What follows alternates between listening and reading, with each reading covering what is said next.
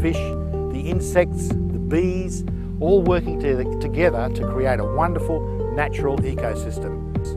And that's what we're going to do in the aquaponics system. In the water we see behind us, in the plants we see behind us, and the insects we see behind us, we've learned how to make them all work together to produce beautiful natural food for us to eat. In this DVD, we're going to learn some of those secrets that have been locked away from us for a long, long time. Come with me. Let's go and have a look at the greenhouse.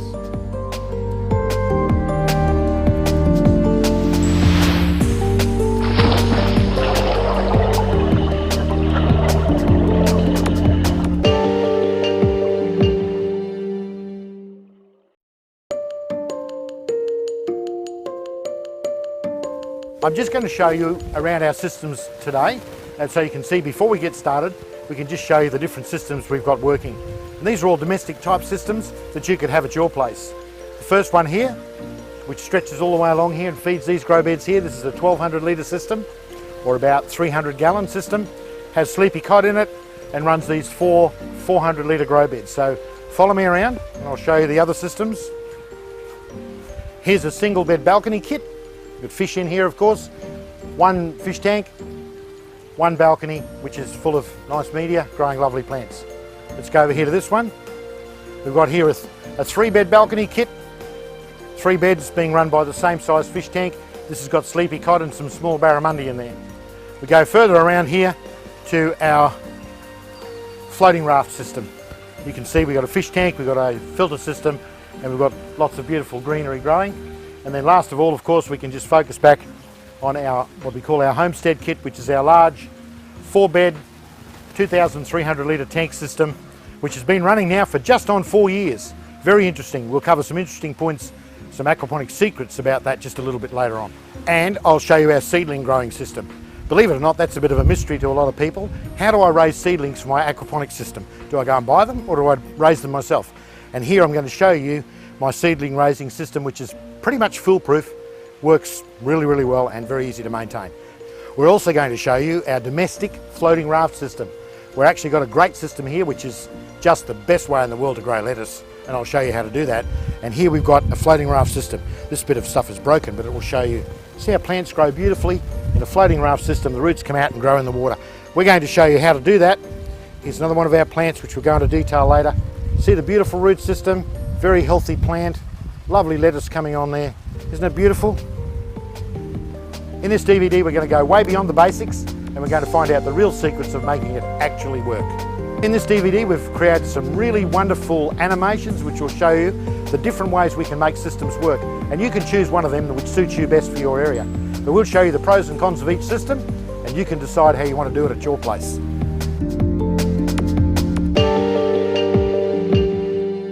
Let's talk about mature systems and how long does it take for an aquaponics system to mature. Sometimes this concerns people a real lot because they start doing aquaponics and sometimes they don't get really good results in the beginning. And so they worry, what's going wrong? Am I doing something wrong? Not really. We've got to remember we're dealing with natural systems that take a while to mature and develop. And I want to show you as an example some corn that I'm growing right now. I've got 2 lots of corn. I planted on the same day from the same seedling batch. I planted one in a system that's right here beside me that is about 18 months old, so it's a mature system.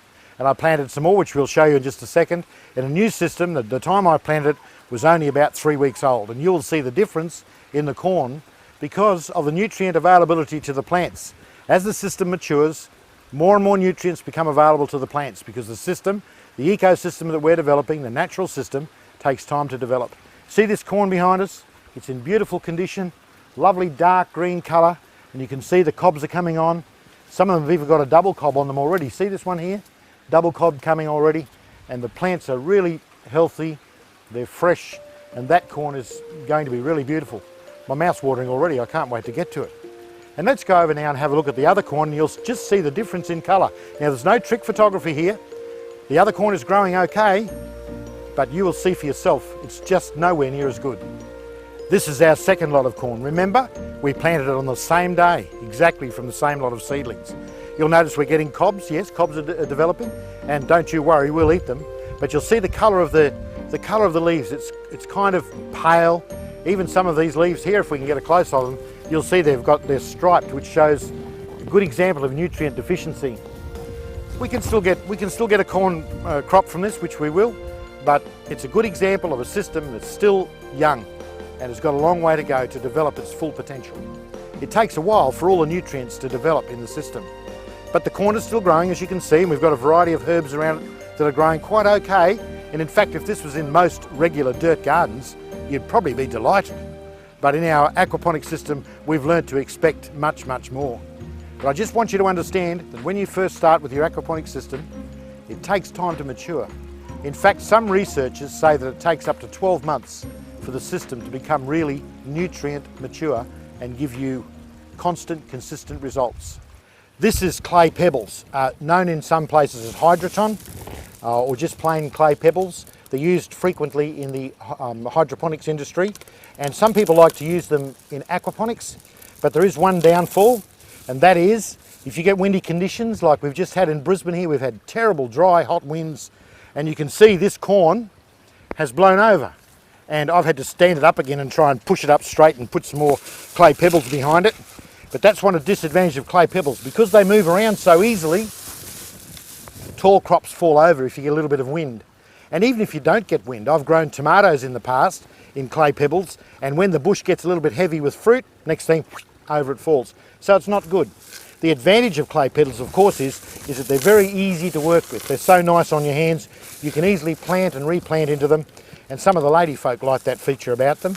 But personally, one of my aquaponics secrets is, if possible, use 3/4 inch gravel. That's another reason why we like it. It's better than the clay pebbles.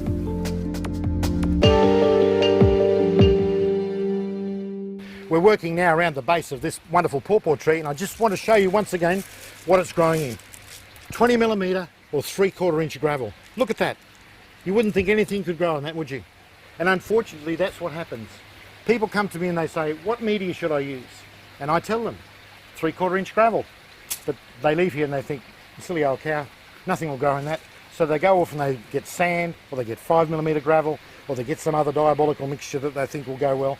What happens is, 6 months later they're on the phone saying, there's something wrong with my aquaponics system. My plants are all dying. The water's not flowing properly. It's all clogged up. Of course it's all clogged up.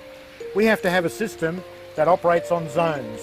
A 300mm or 1 foot deep grow bed has been shown by many, many people to be the optimum depth for grow beds in gravel-based systems. And the reason for that is we want to think of it as zones. In the bottom 50mm or 2 inches, we'll have our sludge zone, or our really thick, heavy nutrient zone. That's where all the fish solids and all the worm castings and all that kind of stuff, even dust out of the atmosphere that comes in and gets into our system, will eventually find its way down to that bottom zone. Now in that bottom zone you'll find, I don't know how it happens, but you'll wind up with a lot of worm activity.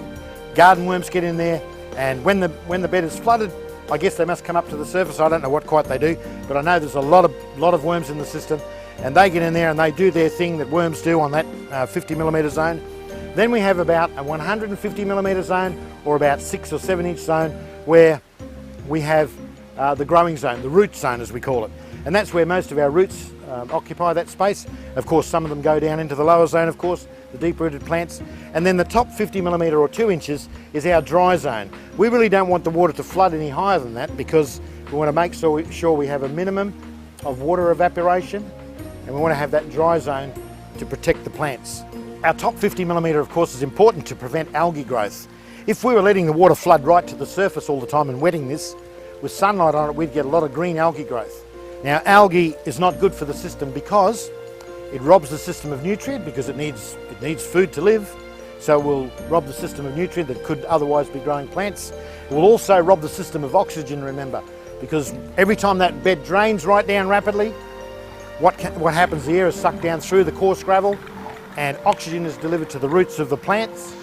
Oxygen is delivered in great quantities to the good bacteria and the microbes and all the other little things that are working away in there. So that's very important.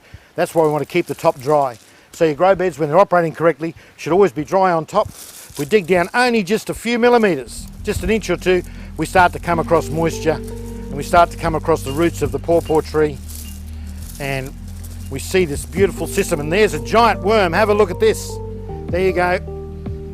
giant worms growing in our aquaponics system. Now, every gardener knows that the greatest friend a gardener can have is a garden full of beautiful, healthy worms, because we know what they do. They're actually the wonder people of gardens. They release, by their action, they release all the nutrients that are locked up in the soil and locked up in the fish poo. They're part of the process of producing minerals and nutrients that are available to your plants. But I'm very sorry, Mr. Worm. You're going to go to be lunch for my jade perch. Sorry.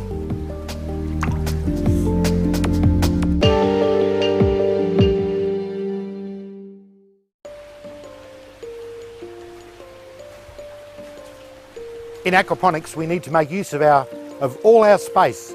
We only have a limited amount of space in our grow beds of square metres or square yards of growing area, so we need to make use of vertical space as well, as much as we can. For example, when I plant beans, I always plant climbing beans, and I get them to climb up away from my main growing area, and that gives me good bean crops. In fact, I've found that climbing beans actually last a lot longer than regular dwarf beans. One thing to remember with beans, you may already know this, but pick them while they're young. The bush thinks it's got to grow some more, so it'll keep putting more beans. If you leave some hanging there till they start to go to seed, the bush will think, oh, okay, my job's done, and it'll stop cropping. So remember, pick them while they're young, keep them picking, and you'll get a longer life out of the bean bush. Wonderful use of vertical space. And we can see here the tomatoes we're growing. We had some shots we took earlier of this same rack system, and now we've got our new growth for this spring. You can see we've got some really robust tomato bushes growing here. We've got our bean bush, and we're making use of our vertical space, so we'll have tomatoes growing over the top here. But this season I'm going to try and limit a little bit, because I found last season that I had so many tomatoes growing on top, which was wonderful, but what had happened, it had cut the sunlight out to the beds below, and in the end my below space was unusable because nothing would really grow there because of lack of sunlight. So that's something to think about. In making use of your vertical space, think about where the sun tracks in your area, and for me it's this side here towards the north. I should have really built my rack on that side of the greenhouse so the sun was always had access to the beds below. So that's an aquaponics secret. Just make good use of your vertical space and plan your greenhouse so that you can have your tomato and beans and cucumbers and all sorts of climbing vines you can grow over the top, but still allowing sun to get access to your beds below. Just look at these beautiful tomatoes. These are a variety called Amish paste, which is an indeterminate tomato. And that's another secret. When choosing your tomato variety, choose one that will grow in the manner in which you want it to grow. And an indeterminate tomato is a true vine, and you'll find it will grow up for you and it will spread out, and you can trim it and you can make it grow the way you want it to grow. If you were to choose a variety like Grosslisi, for example, which is actually a determinate tomato or grows like a bush, you would need to grow that in your grow bed, and it would take up space in your grow bed. So just think about that when you're choosing the tomato variety and the variety of plant you're going to grow, so that you can make use of your vertical space. Here's our indeterminate type of tomato, the Amish paste. You can see some lovely fruit. This is the first fruit of the new season coming on. And with indeterminates, don't be afraid to chop off some of the leaves that don't look so good, because what happens with indeterminates is the leaves will actually die off on the bottom half of the bush. Some people think, oh, the bush, there's something wrong with it, it's sick. But no, it's not. It's a natural part of the tomato's growth, these type of tomatoes. As the bush matures and grows up, those leaves at the bottom will brown off and start to drop off, and just cut them away. It doesn't matter at all. And you can see here, this is what I'm doing, just keeping the whole thing nice and tidy, because it looks good for the camera and everybody's happy. We can see our fruit coming along. There's one we got rid of, nothing wrong with that, it's just getting old. We're talking about using vertical space. Well, vertical space goes down as well, don't forget. Let our chives hang down over the edge of the bed, plenty of them, look at them there, miles of them. Let me tell you a secret about chives. As many as you want, just get the scissors and chop them off. Look at that, I've got more chives than we'll be able to use in the kitchen in a week probably. We just get the little dead ends out of there, and look at that, beautiful chives. Miles of them. I can now get busy and chop these up with my scissors and put into my salad. Lots of chives, wonderful fresh chives. But don't worry about chopping them off with the scissors. You can be as hard as you like on these chives, and believe it or not, inside a week they'll be shooting back up again.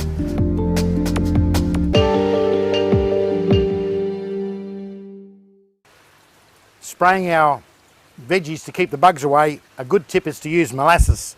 This is just ordinary old molasses. You can get it at most produce stores. You can buy molasses really cheaply. We can get it here in Queensland for about $10 for 4 litres. And actually molasses, for those who don't know, is a byproduct of the sugar refinery process. When they get lovely cane sugar and they take all the goodness out of it and leave you with white sugar, well, one of the byproducts is molasses, which is just full of sweetness and good stuff. Very, very strong in flavour, and we use that to spray our leaves. Now, what good might that do, you ask? Well, there's a school of thought that says that bugs only attack bushes that are weak and low in sugar content, and that is referred to as the Brix number. And plants that are being attacked by grubs and moths are attracted to plants that are low in that. What the molasses does is, when we coat the leaves with molasses, it raises evidently the sugar content or the sugar appearance of the bush, and the bugs move on somewhere else. They go looking for somewhere else that's weaker and not so good. Sounds like a fairy tale?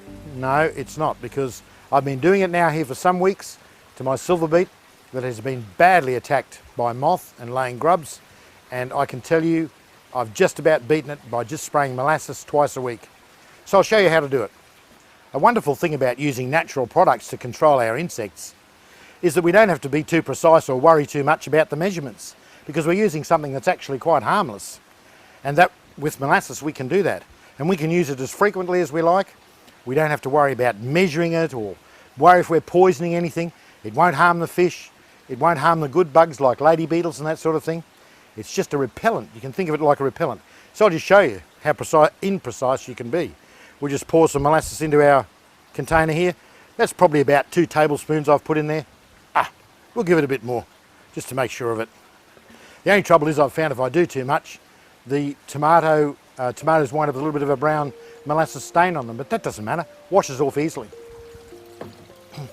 We'll now just add some clean water to fill up our little sprayer.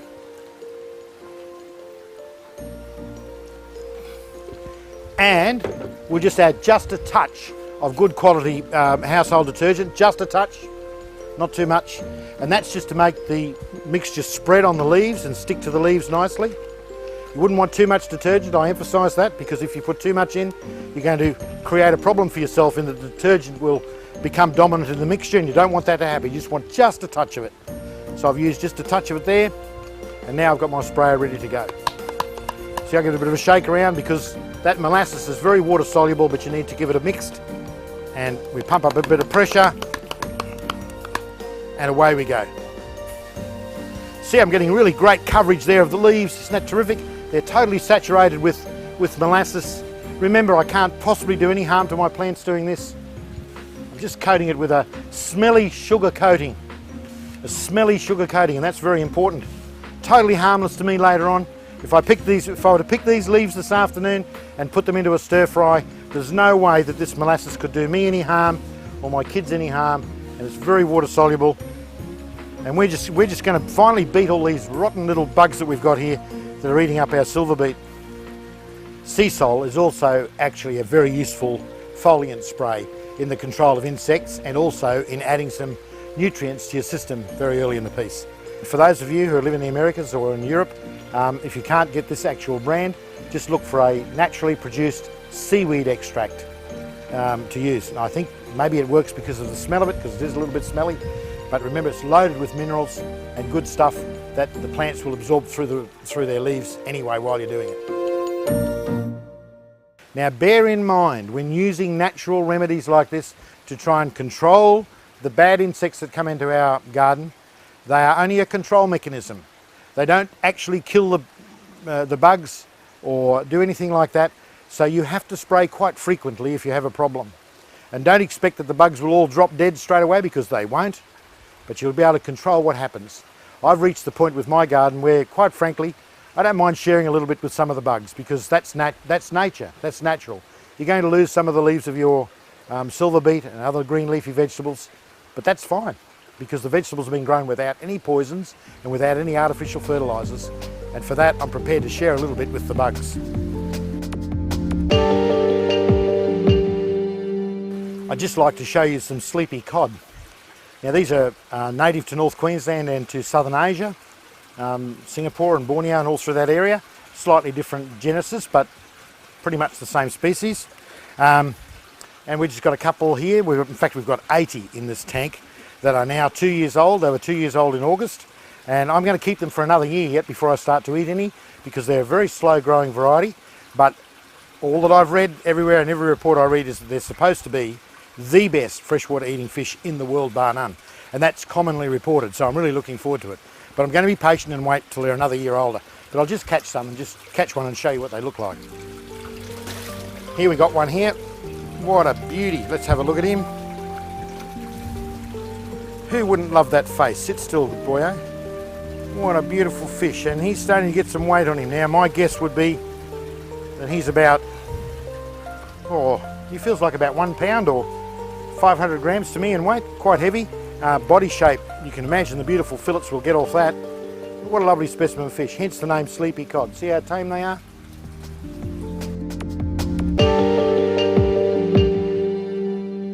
This 300mm deep gravel grow bed is filled with 20mm gravel. Now for those in the Americas, that's 1 foot deep grow bed filled with 3/4 inch gravel. Now I believe this is just so important.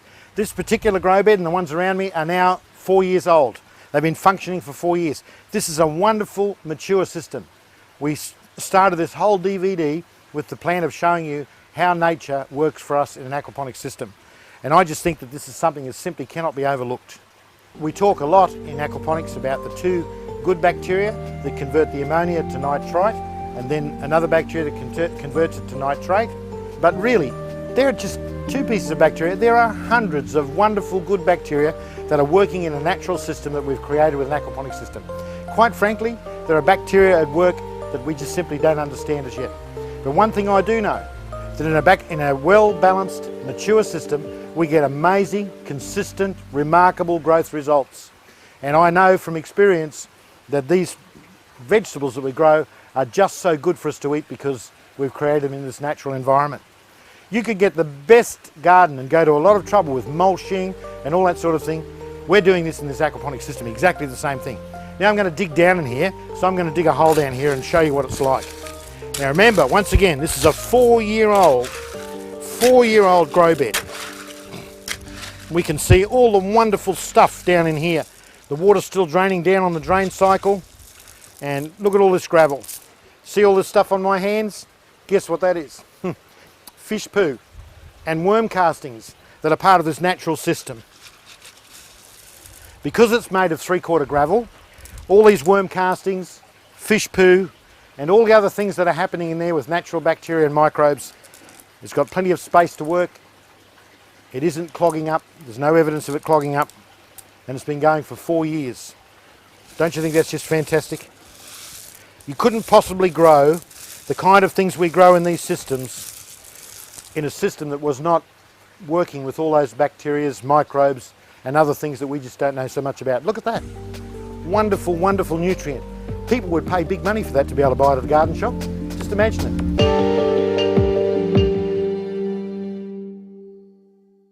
If we wind up with an area where oxygen can no longer flow, a whole different set of bacteria will set up and the system will become what is termed as anaerobic.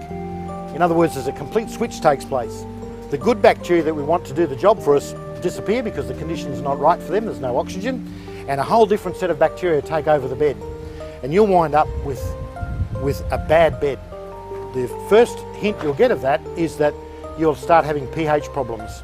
Your pH will start to go up and become more alkaline, and when you have alkalinity in your system, you have what is called nutrient lockout. So any nutrients that may be in the system that may be available to your plants will now become unavailable. We often see people with new systems who are having difficulty with their pH, and they will have what appears to be iron deficiency in their plants. Well, the reason is the pH is too high. There is actually iron in their system, but it is locked out. It is locked out by the pH factor. So we certainly do not want anaerobic areas in our beds. And believe me, that's what will happen to your beds if you have too fine a medium and resulting in not good water movement through the area. You'll wind up with anaerobic areas. The other thing that can cause anaerobic areas is large root balls of tomato bushes. Tomato bushes can become so vigorous sometimes that they can actually block up an entire corner of a grow bed. You've got to be careful of that, and there'll be roots everywhere and it will actually stop free movement of water, etc. through the system. So when a tomato bush has been bearing for about 6 or 9 or 12 months even, I've had them go for 9 and 12 months, sometimes you just got to pull them out even though they're still bearing because they're starting to block up the bed.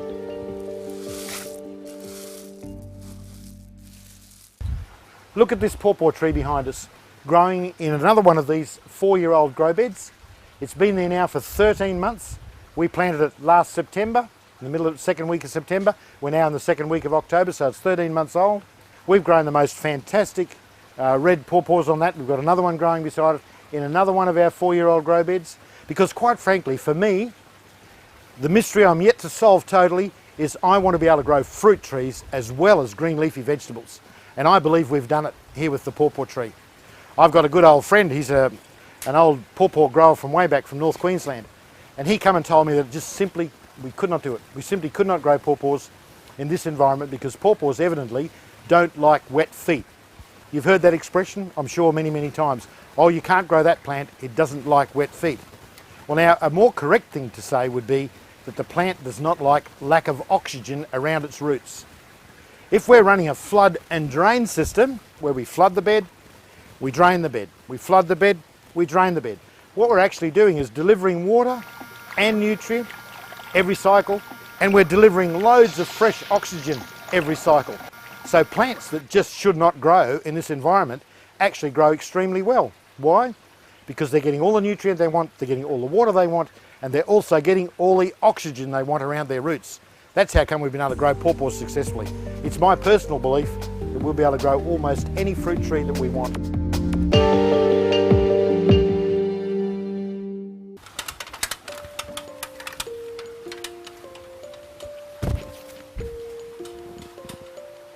Have a look at this. Isn't this beautiful? 17 months from seedling, and we've got these beautiful pawpaws. I just can't believe how abundant they are. This particular pawpaw tree, the red pawpaw tree, we've now taken 42 kilos of fruit off this one tree. Now isn't that astonishing? And people told us that we couldn't grow pawpaws in aquaponics systems. Never let anyone tell you you can't grow something, because here at Practical Aquaponics we are experimenting all the time, trying to grow different stuff to see what works and what doesn't work. And believe you me, we've come to the belief that it's possible to grow, I reckon, just about anything in an aquaponics system and grow it successfully and grow it really, really well. This is the red variety, and right beside me here we've got the golden variety. Just absolutely fantastic. We've been enjoying one pawpaw a week off this for so long now, it isn't funny. Unbelievable. Good stuff. Beautiful. And part of our quest to grow fruit trees, we've now planted these 3 beds up with some citrus in them. And here's a Washington navel tree, and you can see it's set some fruit this year. The first year, it's got a couple more pieces of fruit at the back. We had some really heavy rain last night, so it's looking droopy a bit, but the tree's doing very, very well. I'm really pleased with the progress. I'm told by people that know a lot about citrus that we can't expect it to set much fruit for the first couple of years. But anyway, we've got some fruit coming there. Here's a Lisbon lemon tree that has not set any fruit just yet, but even though it looks a little bit paler in colour, it's actually put on a lot of growth since we planted it, which was in September, 5-6 months ago. It's put on, it was only about that high, it's now put on that much growth, so it's doing okay. This is a Tahitian lime tree. You can see it's set some fruit already this in that period of time. Not much fruit. Once again, a lot of the fruit has fallen off, but I've been told by those who know that that's quite normal. And you can see we've just recently had another little lot of flowerings, and there's some little fruit setting there. So I'm really, really pleased with the progress of those. As these citrus grow, I'm anticipating that we will still be able to grow something underneath them as the trees get bigger. But you can see here in this shot, you can see the way it is. It's in a grow bed that's actually got 300 litre capacity, and it's sitting on top of its own sump, which has got about 300 litre capacity. So it's a really good little system. And as you can see way in the background there, our beautiful big pawpaw trees. Fruit trees do get big. I really hope we get some really big citrus out of this. I'm sure they'll grow really, really well in these grow beds, and we'll never have to move them out of them. But they'll be being delivered wonderful nutrients every day. There's worms already established in those beds. I had to dig around the other day and found worms in there. Look at the worms. The Aquaponics secret weapon, worms. Look at them all. So we're getting a really good nutrient base building up for these trees, and as they get older, I'm sure we're going to have an abundance of wonderful citrus to use in the kitchen.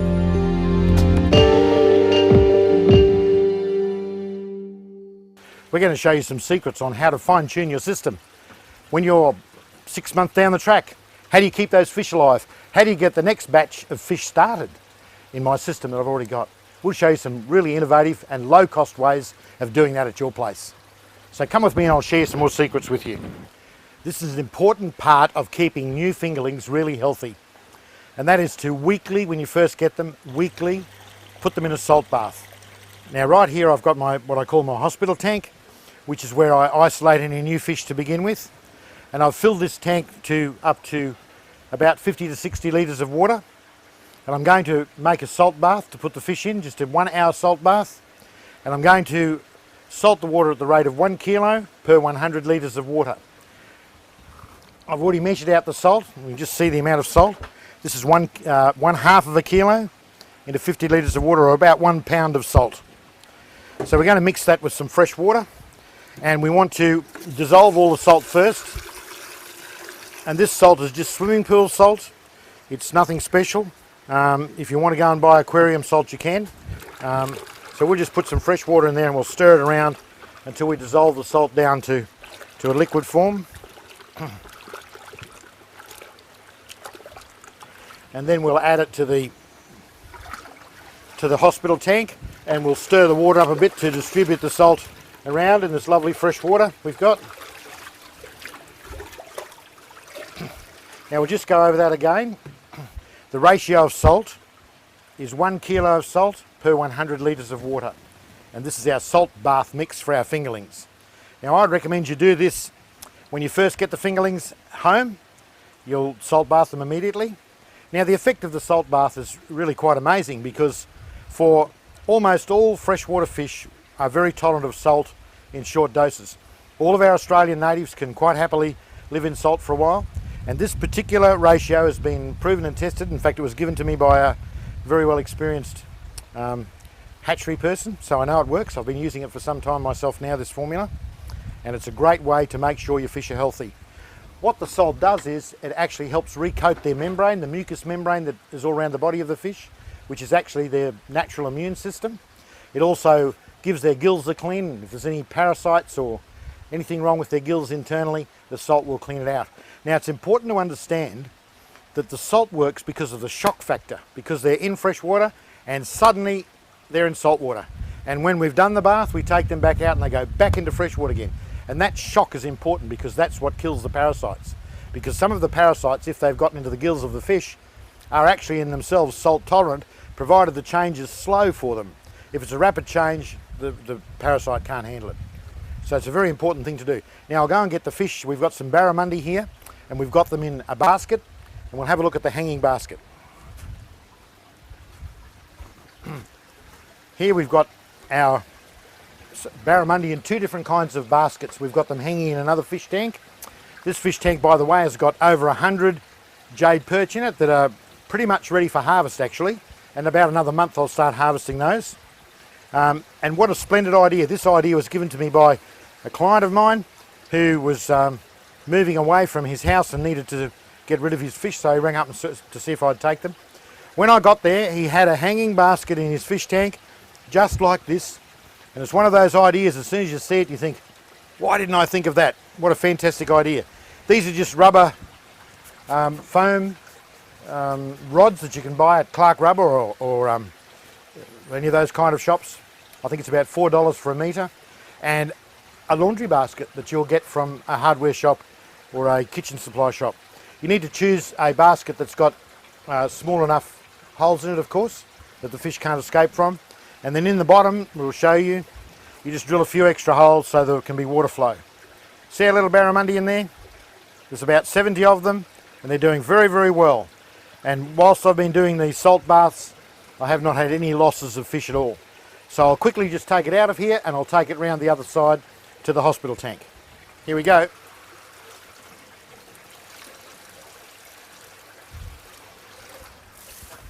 The fish won't suffer through a few minutes of, or a minute or two of being moved around. So now we'll just make sure that the fish are all in that salty solution. And just to make sure that they're okay, we'll add an aerator. We just add an aerator to it for the period of time, just to make sure there's plenty of aeration going into the bottom. Here's another variation on the same idea. These plastic bins are readily available at hardware stores. You can get a plastic bin and just simply get a 1/4 inch drill or a 6mm drill and drill a myriad of holes in the bottom of it to allow water to flow, and in the sides. And I've got another batch of barramundi in this bin, which I'm about to take and give them their weekly salt bath. So if you just watch a minute, I'll get this out. You see, we've done exactly the same thing.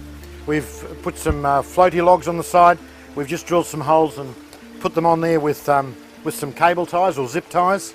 And because the holes are smaller, this will take a little bit more effort to get out than the laundry basket, because we've got to wait for the water to drain out. But it will drain out slowly. You can see the holes in the side of it there. The water's draining out.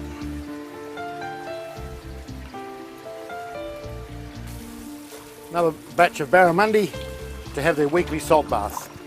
See them in there?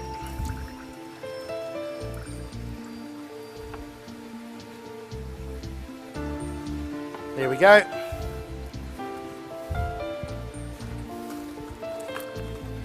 And once again, we'll give them their share of air for the duration of their stay here. Notice how they quickly run to hide underneath the bubbles.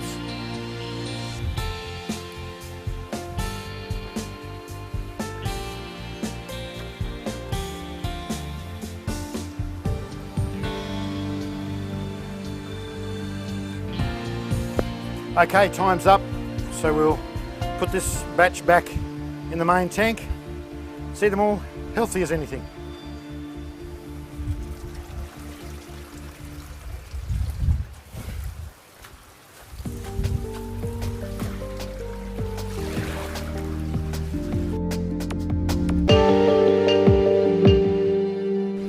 One of the most overlooked things about killing your fish is stress. Now, your fish can be stressed in all kinds of ways. The most common way is when Uncle Sam or cousin Harry comes over to see your aquaponics systems, and they're really intrigued by the fish, so you set about with a net and you start catching fish so they can have a look at them. This is very harmful to your fish. We know this from experience, because when we were shooting our first Aquaponics Made Easy DVD, we caught the same poor fish about a half a dozen times and kept redoing the shot so we got the right shot, and that poor fish died a few days later from stress. Look at that.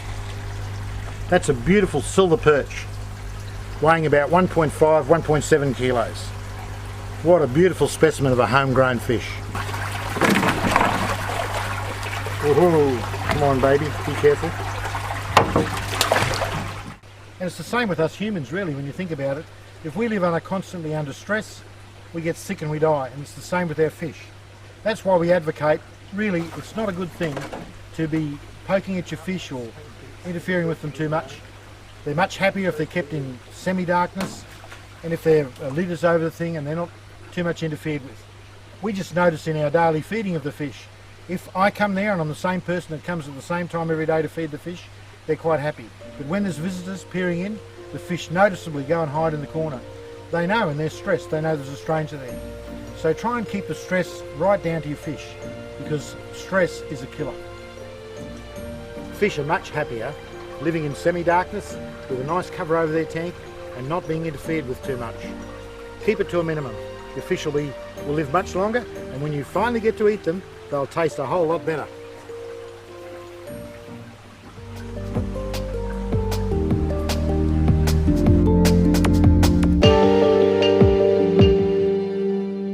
Floating raft or deep water culture is another aquaponics method all of its own, generally used in commercial systems.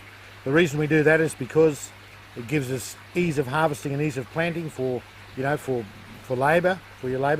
It also provides much more stability in the long run, because you've got a much larger mass of water, because root zone temperature is very important in growing plants.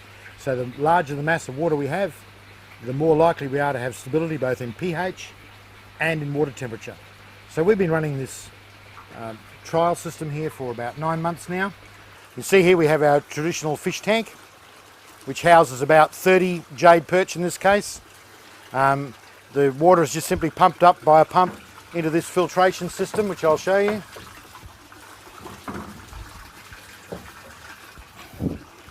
We've got a series of spaghetti mat here.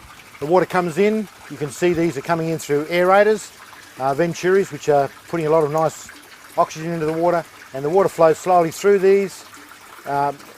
Another bank of aeration, through this one, another bank of aeration, and then the water will finally, any solids that are left will drop out and be prevented by this dam here. The water flows past another chamber, which the way we've got it designed has got a slight swirl action, and down on the bottom there we've got a drain point, the same as we have a drain point here, where any solids that remain can be removed quite easily. In a floating raft system, we want to be able to remove most of the large solids, as many as we can.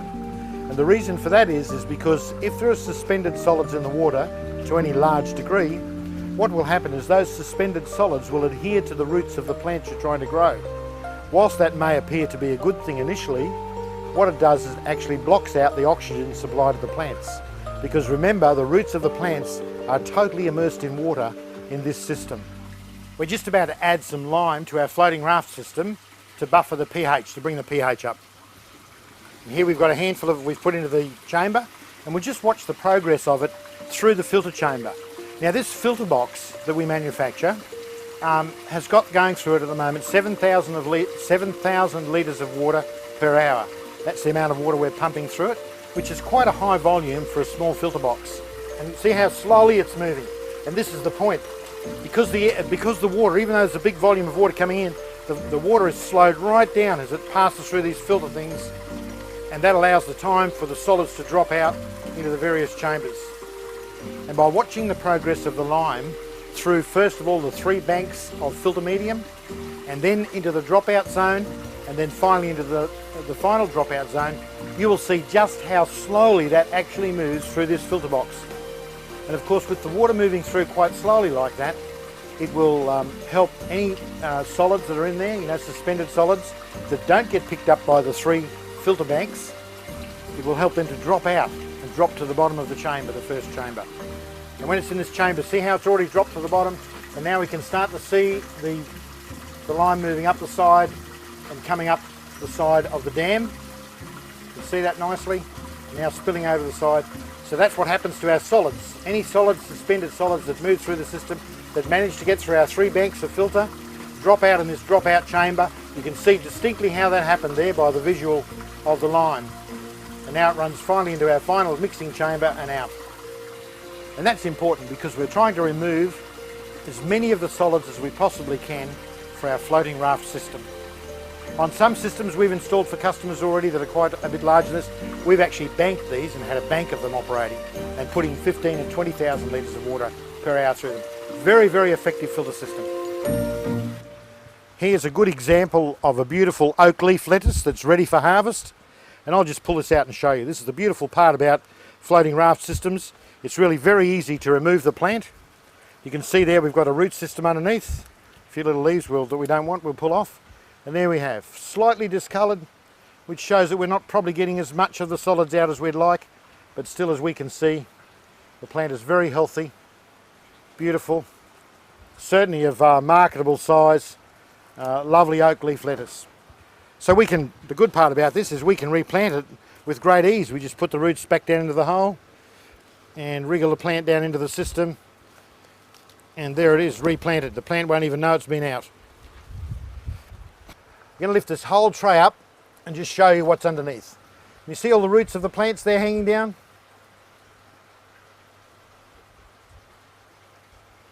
And if we go to the tank, you can see the aeration, the bubblers that we've got in the bottom of the tank that are delivering oxygen into the water. And you can also see on the bottom of the tank the dark patches of solids that have dropped out. So our filter's not getting all the solids out. Some of the solids are still getting through into the system, but that's okay. It's not a problem. We'll just put this back in again. See, there's some lettuce we've just put in recently that we grew in our seed raising system. You see the nice new little roots, nice and clean and white, that are extending out and picking up the water. That's a red butternut lettuce, and that's started its life in there. We've to that stage in our seeding system, that was 4 weeks to that stage, and from here now it'll be another 4 weeks and we'll be harvesting a lettuce like this. These are a small variety of lettuce, but they're just great in salads because you've got all these wonderful individual leaves that just look great in a salad. In a floating raft system, we've got all these beautiful solids that we'll extract from the system by our filter system. These solids will be kept. We've got a recovery trough that we keep all the solids in. We add air to that trough and let it bubble for a while. What happens is then that the nutrients, the locked up nutrients and minerals that are in the fish waste and the solids that are being extracted from the system are mineralised. That gets into the water, and then periodically we draw that water off the top of the solids and we return it back to the system. That's how we keep the nutrient flowing in the system. Floating raft is good for growing fast growing plants, for example like lettuce, basil, coriander. Those kinds of high value, high growth rate plants grow exceptionally well in floating raft. More mature floating raft systems, of course, same old story with aquaponics. The more mature the system is, the better results you get. We have grown tomatoes, we've grown cabbage, we've grown corn, believe it or not. The corn had problems because we found we had to tie it up with string because it wanted to fall over. There was nothing to support the root system, but it grew quite vigorously and grew quite well. But for my money, there's no better way to grow lettuce, green leafy vegetables than in a floating raft system. We've actually run side by side some trials with our floating raft and our 4-year-old grow beds. We've grown lettuce in our seed raising system and we've planted them side by side and just timed them. We've actually got better results for lettuce from the floating raft system than we have from the 4-year-old grow beds. And that I think is just simply because this system really suits lettuce and green leafy vegetables, because they are vegetables that want a high water uptake, they like to grow rapidly, and they can do that in this system because they've got water constantly and they've also got nutrient constantly. Check out the root length on this lettuce. It's ridiculous, isn't it? Maybe that's why they call it radicchio, but it's an Italian lettuce, it's a little bit sharp in its flavour, but the advantage of these open leaf lettuces, some of you may not know, but they actually contain much more vitamin and mineral and food value than the traditional old iceberg lettuce, which everyone seems to like because it's nice and white and crunchy, but actually has very little food value. Whereas these open type lettuces, if you make beautiful salads you can make with them, with the whole leaves, and there's a lot of food value in it. So there you go, that's an Italian lettuce from Italy called radicchio. We'll just attempt to thread these great long roots back in the hole again so they don't feel deprived of their nutrient. Try doing that in a regular garden. Pull the roots out and put them back in the ground again. You may ask, why would you bother with floating raft? Well, it's just a different way of doing it, and it's more suitable to some things than others. For example, you could never grow root crops in a floating raft system, and nor would you even want to try. Yet you can grow some root crops in a traditional gravel grow bed. For example, beetroot grow well in that. White onions, red onions grow quite well in a traditional system. You would never be able to grow them in a floating raft system. So why would we bother with floating raft? The answer is simple. In commercial applications for high volume, high value cash crops such as lettuce, basil and herbs and the like, there is no better way than floating raft. What's the advantage of floating raft in a commercial situation? We have ease of work for our workers, for our working staff, our farm staff that are going to be planting out the things they can plant them out very quickly, they can harvest them very quickly. We have a huge volume of water in play, which means we have temperature stability and we have pH stability like none else. And in large systems that's important to have that kind of stability. For example, with lettuce, 22 degrees C is the root zone temperature that is desirable for lettuce. Many dirt farmers fail with growing lettuce in the hot summer months because the soil temperature gets too high. But in a floating raft we can grow lettuce all year round and keep that root zone temperature just the way it should be.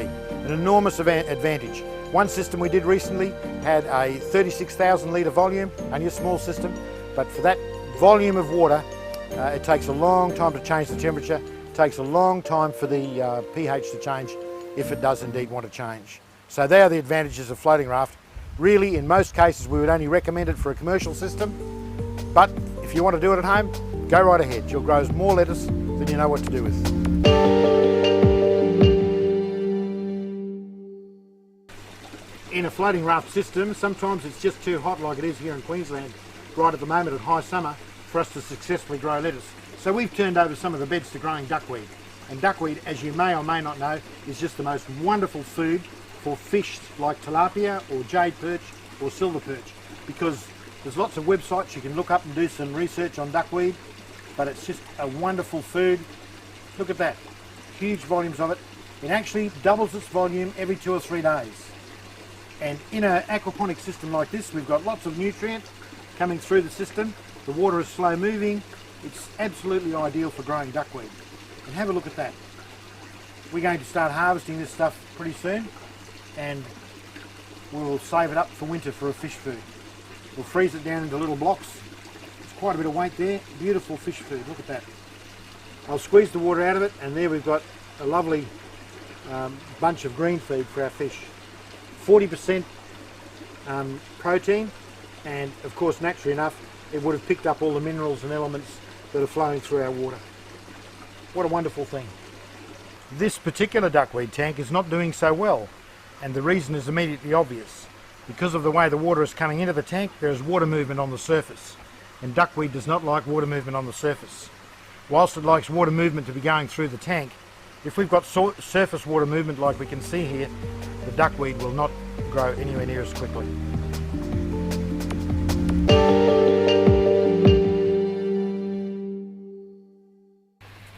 Additives, things that we might want to add to our system, especially in the early days, to try and assist it to become balanced. Once the system is operating correctly, I believe you don't need to add anything personally, but just in the early stages, you may find that you'll have iron deficiencies. So it's a good idea to periodically add iron chelates to your system. You only need to add about a teaspoon to a 1,000 litre system or 250 gallon system, and that will boost the iron content of your system. Once again, I'm talking about the first 3 or 4 months of operation. Another thing you may like to add to your system is sea salt or seaweed extract. Now, I really believe that sea salt is the great elixir of aquaponic systems. Because it's seaweed based, it's absolutely filled with all kinds of mineral trace elements and all sorts of goodies that we probably don't even understand. It's totally harmless to the fish, it's totally organic and a natural product, so it's actually a good thing to give your system a good dollop of sea salt every now and again, particularly in the early days. In fact, when we're cycling systems, I recommend that you use sea salt to cycle the system in the beginning.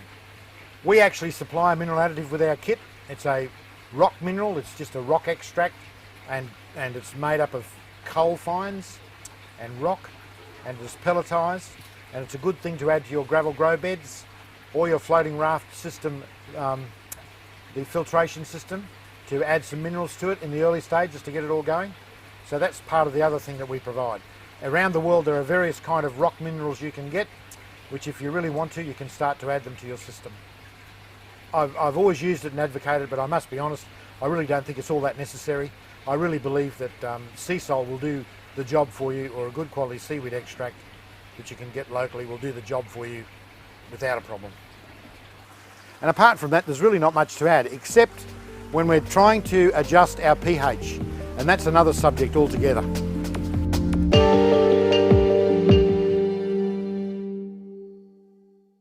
The right pH for your system, what is it? We covered this a little bit in our earlier DVD, but it keeps coming up, the subject keeps coming up. Fish actually are happy with the pH around 7. Plants are happy with the pH down around about 6 or 6.2. So what do we do in an aquaponics system? We have to arrive at a bit of a compromise in order to keep everybody happy. If the pH is above 7, and there are charts available where you can look at this, email me and I'll send you a copy of the chart if you want it, where you can see that we have what is called nutrient lockout when the pH gets to 7 or above. And some nutrients, such as iron in particular, and magnesium, and those kind of elements that are so important to plant health, become locked out. The plant simply can't take them up when you get above 7 pH. So high pH is not good for plant growth. I've seen many of our clients that have trouble with pH. Their pH is too high, their plants look terrible, and they almost give up on aquaponics, and it's all because of pH. Now, in a well-adjusted system that runs really well, the pH will tend to drift down over time, because one of the byproducts of the 2 good main bacteria is they give off an acid, and so the system slowly but surely becomes more acid. Now that's in the system that's working really, really well. If you can't get your pH down, there's usually one of two causes. One, the system is very young and it's still cycling. That could be the first cause. If your system is old and the pH has been good and suddenly it starts to rise, you want to be immediately suspicious of blockage in your beds or somewhere where an anaerobic area has developed. And the blockages could be caused by just too much matter in your bed, you haven't used the right grade of medium, or you might have large plants like tomatoes, etc., that are causing a blockage in one corner of your bed. That's the first thing to suspect. The second thing to suspect might be the medium that you're using, the actual medium. In the area that you got your gravel from, that gravel might be very, very high in lime or some similar types of things that naturally make your system alkaline. If that's the case, you may have to dispense with that gravel and get something else, because consistent high pH is not good for your plants. Let's do a test of this system and I'll just show you. I'll get some water out of the system. We want it to be 5 mil. You see the line on the thing there, so we'll just shake it down until we get to 5 mil. We'll add, the test bottle says add 3 drops. So we'll carefully add 3 drops, 1, 2, 3. Lid back on, child safety lid, cap back on, and we'll give it a shake. pH tests come up pretty much instantaneously. We look at the colour there, it's kind of gold and kind of a little bit blue. If we look at our test chart, can you see that clearly there? I'd say we're about the second one, which is about a pH of about 6.4. Which is getting down on the low side. In fact, it's very desirable for the plants. The plants love it around about that area, even a little bit low. Even a little bit lower, the plants don't mind. That's why we get such good plant growth. Look at our tomatoes, our silver beet, our lettuce, our onions of various types. They all love that kind of low pH because all the minerals and elements are easily available to them. But what about our fish? Well, I've found over time that the fish really don't mind. If the pH changes slowly, then the fish don't mind. They get used to it and they live with it quite happily. So we've got, in this particular tank, we've got nearly 80 sleepy cod, which have been living in that kind of pH now for almost 2 years, and they're quite happy about it. In fact, this pH in this system drifts down. In about another week or two, I'll have to buffer it up. And look, I'll show you how we do that, just as a matter of interest. If your pH gets too low, just imagine it goes below 6, so you could go right down below into the mid-5s if you're not careful, you don't keep an eye on it, and you'd really have no way of knowing unless you bought a different test kit. So let me just show you a quick and easy way to buffer your system. And what we mean by buffering is adding an alkaline agent to bring our pH up a little bit. I'll just go and get some. I appear to be very scientific, but I've been doing this for a while. So that's about 3 tablespoons of hydrated lime. You can obtain this all around the world. Best not to use dolomite because dolomite actually contains other elements. The purer the lime you can get, the better. Now you've got to remember, lime is very high calcium content. So whilst buffering this and bringing our pH up a bit, we're actually going to be adding a lot of calcium to our system. And isn't that great for us? Because when our plants take up calcium, the plants, we get calcium. And we all know that's a very important part of our diet. So by doing this, we're actually helping our system. Let me just show you what we do. Just simply into where the water comes into the grow bed, I just simply throw the lime there and just mix it in with the stones. Just make sure it goes down into the system, and that's it. It's just that simple. Now, I just know from experience that that much lime in there will bring my pH up about 2 points. Now, earlier we looked at it, it was 6.4. Tomorrow morning I'll come and test the water again, and it will be up to about 6.6. I'll have achieved a movement of that much in a system that holds about 1,200 litres of water. 1,200 litres in gallons would be about 350 gallons, I would think. So that's an easy, quick, easy, inexpensive way to raise the pH of your system. Remember, by doing that, we're going to go from 6.4 to 6.6. We're still in the low 6s, which is great for our system. Our plants are going to be happy, our fish are happy. Now, why wouldn't I put more in and push it up to 7, shall we say? Well, for a start, I don't really want it to go that high, but rapid movements in pH are very bad for your fish. The plants really won't mind that much, they won't suffer that much, But if you change the pH rapidly, you're likely to have fish deaths. So don't go berserk and overdo it. You're best to do one adjustment today, measure it tomorrow. If you still want to bring it a little bit higher, leave it another day and then do the same thing again, so that you have very slow movements in your pH. Just to recap on this whole pH thing, in an ideal world, you'll keep your pH below 7 and above 6. And the best range is the low 6s, 6.4 to 6.2, 6.4 is the ideal range, in my opinion, to have your pH operating in your systems. Actually, pH slowly reducing all the time is an indicator of a very, very healthy system. The second way we can buffer our system, bring our pH up, is to use this commercially available product called Eco Rose, which is actually potassium bicarbonate. Now, if we use this for a buffering agent, it will help bring the pH up again, but also at the same time we'll be adding potassium to our system. This is particularly useful in young systems that are not fully mature. The addition of potassium will help the system along quite well.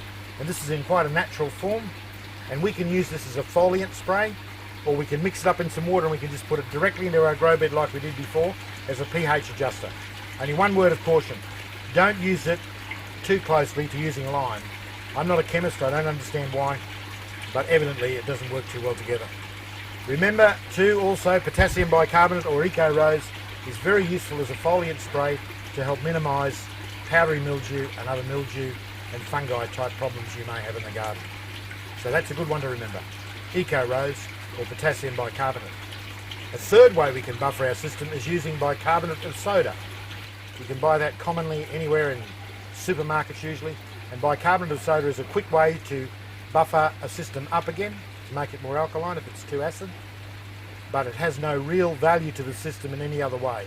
And in fact it probably adds common salt to the system, which is a thing we don't really want, but you can use it, bicarbonate of soda.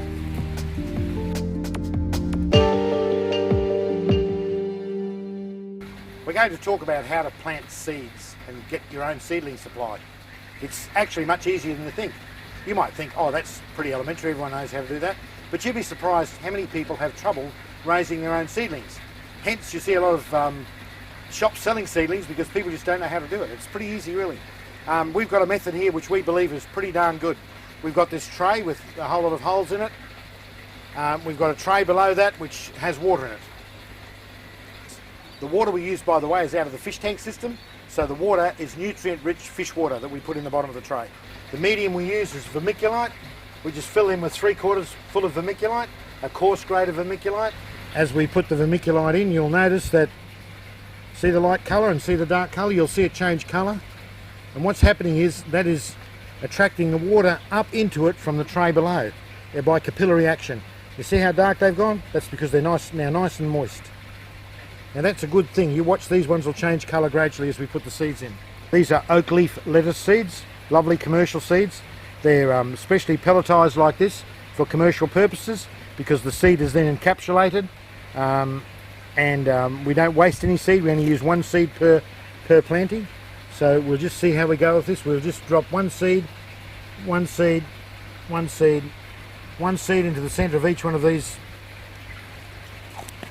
little net pots. We'll now get a finer grade of vermiculite, much finer. You can see it here, see how fine it is. And we'll now just put in a little bit just to cover that seed, so it is just barely covered from the sunlight.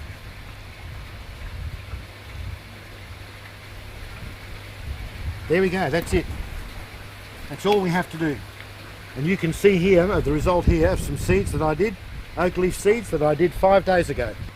Lettuce have come up, most of them have got 2 seeds in. You see I was a bit lazy there, I should have only put 1 in, but there we go, we've got 2 oak leaf lettuces come up quite nicely. I believe it's part of the sustainability message that we be very conservative with our seed using. I like to be very conservative with it, and this way I only use 1 seed or 2 seeds per pot, and I get all the plants I can use. It's a really important message, I think, to use seeds very judiciously and to use heritage seeds. It's all part of being sustainable and being economical with our garden.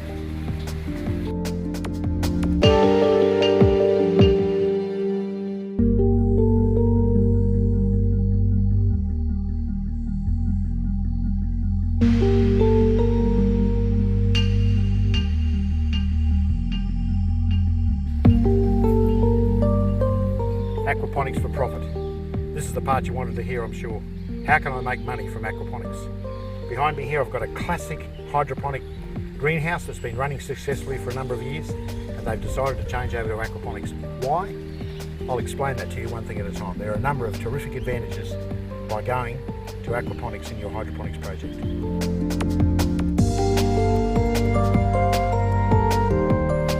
One of the problems experienced by hydro growers with NFT systems, nutrient film technique, is water temperature. In NFT systems, commonly used in hydro systems, you have a very thin film of water running down a channel, and on a really hot day that water temperature can rise from one end of the channel to the other by several degrees, and you've got hot water trying to feed your plants with that. In fact, it's well known that lettuce do not like hot roots. In fact, 22 degrees C is the temperature that is most suitable for lettuce, and that's very difficult to maintain with NFT systems, nutrient film technique systems, because of the increase in temperature.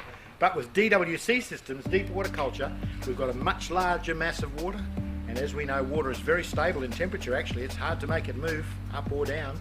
So the bigger the mass of water you've got, the less temperature swing you have, and also another thing, you have less pH swing. You can have much better control over your pH of your system by using deep water culture systems. And this farm setup that we're seeing right now, we're converting from hydro to aquaponics, and the owner is gradually going to replace all the NFT. Obviously it's a big capital cost to pull it all out and throw it away straight away, so gradually we're going to replace it bit by bit. As profit comes in, we'll replace it with DWC, or deep water culture system, because of the advantages that has in both temperature and pH.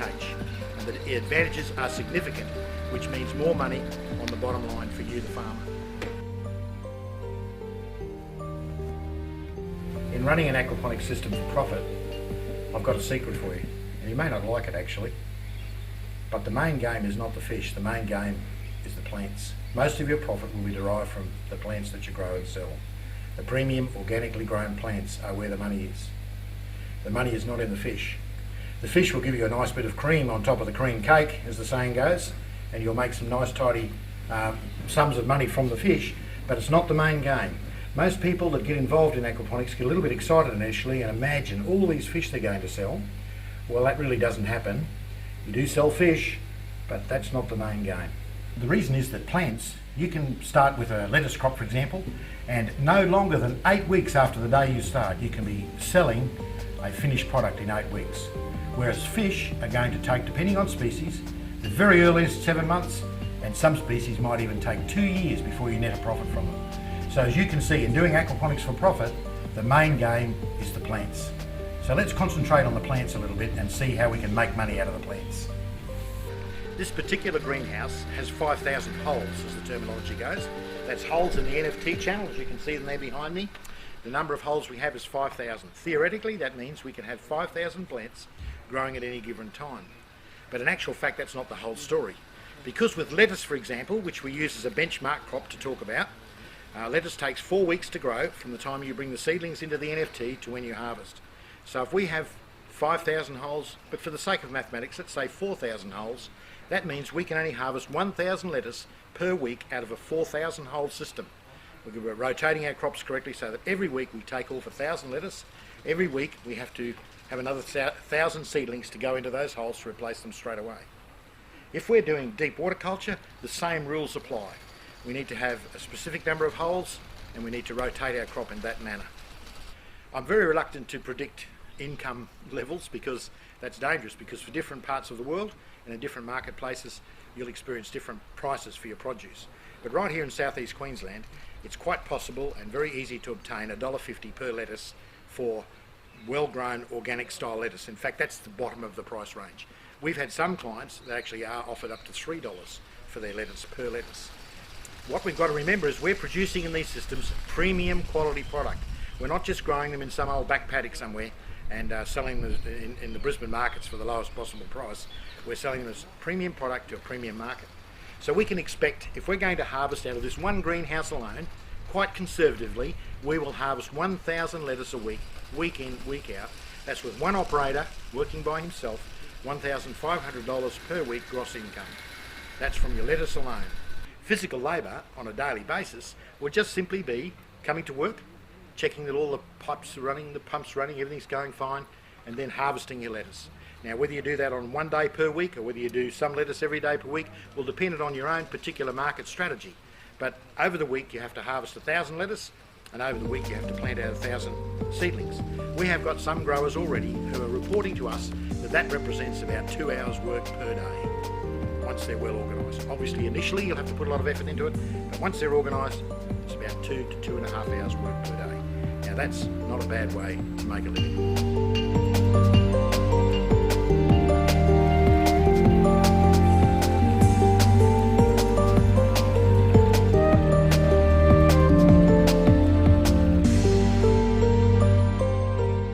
Deep water culture. 3 months later, we've been conducting trials at this new farm, and we can see what's happening here with our beautiful lettuce growth. We've got some iceberg, some baby cos, beautiful baby cos, they're great sellers. We've also got these oak leaf, which are also a wonderful good seller, and you can see the different coloured oak leaf we've got there. They're growing really, really well. The owner here has been conducting really quite tight trials to see what he can grow, and I've got to point out to you, this is high summer. We're now in the middle of February and we've had the most unbelievably hot summer. So you can see deep water culture works exceptionally well in growing lettuce. And we all know that lettuce are very hard to grow well in high summer. So I think this is an absolutely fantastic result. The owner is harvesting rigidly at 4 weeks, just to make sure he can record what results he's getting. And the results are really, really good. We expect the growth will be even better though as the weather cools off a little. And as you can see, a great result. Very colourful, beautiful test bed here of wonderful summer lettuce. We can see here another one of the test beds that the owner is running. There's some beautiful lettuce growing here that probably should have been harvested a week ago, but that's fine. They're still very nice and very saleable product. I'd just like to point out to you that this whole system of aquaponics commercially is perfectly expandable and perfectly scalable. What we can do in one greenhouse, we can do in multiple greenhouses. So if the income is not enough for you, it's easy enough to commission another greenhouse. And then there's the other factor we mustn't forget, and that is the fish. Over there in the fish shed, we've got fish coming on now. In about 8 to 9 months to 12 months time, we're going to have a constant, continuous harvest of fish that will also implement a beautiful income stream from that. Remember, the ratio that we can expect to get is about 7 kilos of vegetables to 1 kilo of fish. So you can do your own sums in your own local area about the kind of fish income you expect to get, as well as the vegetable income. And it's a really, really good business doing aquaponics for profit. When we're doing aquaponics for profit, we need good equipment. You can see here this morning in our fish tank room, we've got 4 fish tanks installed already. We've got a particulate filter, and we've got a swirl filter. And these systems are all just waiting to be fired up right now. We've actually got some fish in one of them. And this is the first 4 tanks of a 12 tank system, which will house barramundi and jade perch.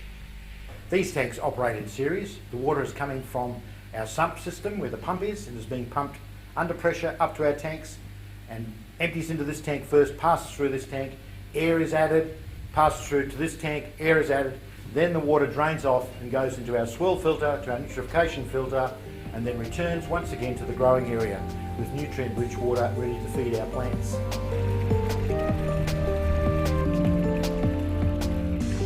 This will be a 12 tank system when finished, and each tank will hold 100 fish.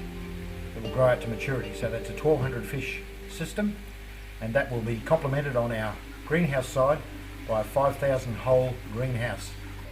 This is the swirl filter. The water comes out from the fish tanks directly to the swirl filter, and as the name suggests, the water goes around and around in a swirl pattern, and that allows the solids that are in the water to drop out into the bottom of the system and be collected there, and from there the water is drawn out from the centre of the top and taken onto the particulate filter. I'll just put these floaters in here so that you can see the water movement, how slow it is. Now we've got about 18,000 litres of water per hour moving through this, believe it or not, and you can see the slow movement of the swirl, and that water moving nice and slowly like that allows the solids to drop out to the bottom of the swirl filter. And if we just move these closer in towards the centre, you'll see just how slow it's moving in the centre compared with the outside edge. And that's the principle of a swirl filter. So that's why we extract the water from the centre off to the next stage of filtration, the water that's moving the very, very slowest. To swirl filter or not to swirl filter, it's a question that's often asked. When do we need to add pre-filters to our aquaponics systems? Well, in commercial systems we do it because we're mostly using deep water culture or NFT to grow our veggies, and therefore the roots are immersed in water all the time. If the roots are immersed in water and there's a lot of solids in the water, the solids will adhere to the roots and eventually block oxygen off and stunt plant growth. That's why in a commercial aquaponics system or a deep water system of any description, we need to pre-filter and remove the solids and treat them in a different way. In a domestic system where we use a gravel grow base or some kind of solid growing medium in our grow beds, we simply do not need to pre-filter the solids out. I just want to stress that point. If you want to filter them out, by all means do. It's not going to hurt anything, although you're going to add another element of work to your system that is just simply not necessary. So once again, why the swirl filter, why the particulate filter, why the dropout zones? And that is because we're trying to remove all the solids we can from the water, because this is a commercial system that operates on deep water culture or NFT. The particulate filter has these green spaghetti sheets in them, which are designed to catch any further solids that might be in the water. The much finer suspended solids are collected on this, and they are caught by that, and of course that's a great place to house our beneficial bacteria that will convert the ammonia that's in the system to nitrates so that the plants can be fed with nitrates. And of course it's a great place also for the mineralisation to occur for the solids that are there, because you'll see in some of the other shots we'll show you how that air is introduced between each panel, copious quantities of air, so the water's got miles and miles of oxygen in it, so the mineralisation process can take place. Mineralisation takes place in this tank as well as other places, but principally here. These screens capture the solids that are still remaining in the system, the much finer solids, the suspended solids, are captured on these as they pass through, and there the good bacteria and myriads of bacteria actually work on those solids and release the minerals that are trapped inside those solids. And that's where we get all the minerals from for our system, because the fish wastes are very high in nutrient, and that's what the mineralisation process is all about. Of course we need lots of oxygen for that, so you'll see at every point through the filter more oxygen is added to the water by way of air bubbling, and we've got very oxygen rich water passing through, and these minerals are being released into the water stream and being carried off to the plants to grow the plants. To get the maximum benefit from the waste, the solid waste that we remove from the system, we really need to compost it or treat it in some way so that we can get the release of the minerals and nutrients that are in that waste. And in a commercial aquaponics system, we do that in the waste collection system. And I must stress that if you filter the waste out of your system, I'm talking out of people who have a domestic system, a gravel-based system of some sort, if you insist on filtering those wastes out, then you must do something with them. Otherwise you're losing a very important part of the nutrient cycle of your aquaponics system. And it's just silly to take that out and throw it away. Okay, you might say I'll put it on my regular veggie garden or my potato garden. That's a valid use, but you're actually taking nutrient out of the aquaponics system that should be in there. And in a domestic based system, we're going to have worms in our grow beds that are going to do what worms do, and that is to treat the solid matter and make sure that those nutrients, minerals, bacteria, microbes, on and on it goes, are kept in the system and deliver the maximum nutrient for you when you eat that beautiful tomato or lettuce. You're getting the maximum benefit from it. So we don't want to remove wastes from our system and throw them away, that's for sure. In a commercial system we keep them, remember, and we treat them so that we can make sure that the minerals are released to the system. That's what we should remember about waste. This is the main sump area. As you can see, the water's returning from the fish tank area, the fish tank shed, and also returning from the growing area. Immediately in front of that we have our sludge treatment system. Sludge from any area in the system, from the swirl filter, the main swirl filter in the fish shed, and from the particulate filter. Any sludge that's drawn off from there will wind up in this sludge tank down here, where copious amounts of air are added in order to mineralise the solid wastes. And that, of course, the water is then drawn off and returned to the system, full of minerals, so that nothing is lost to the system as far as mineral and nutrient goes. Isn't that wonderful? So the water comes through several systems of sludge removal. In fact, in this system we've actually got 6 points in the system where sludge and solids can be removed, collected, moved to the sludge treatment system and treated, water drawn off, clear water drawn off, full of minerals, and returned to the system again to to be recirculated through the growing area. What a fantastic system. Nothing is lost.